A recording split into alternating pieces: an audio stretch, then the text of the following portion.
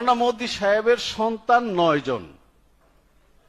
এই 9 সন্তানের এক সন্তানকেও তিনি ইসলামী শিক্ষায় শিক্ষিত করেন নাই, সবগুলোকে বাইরে পড়িয়েছেন।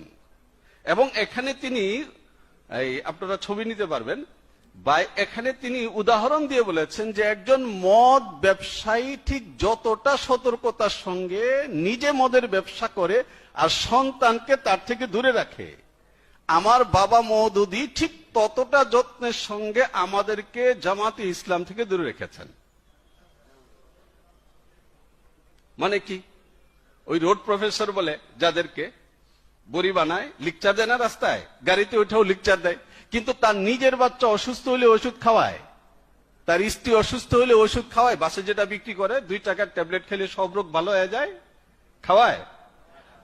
ঠিক তেমনি ভাবে মৌলানা মোদি সাহেব জামাত ইসলাম নামে যে ট্যাবলেট এবং বড়ি তিনি সৃষ্টি করেছেন, এটা সবাইকে খাওয়াইছে, নিজের বাচ্চাদেরকে খাওয়ায় না।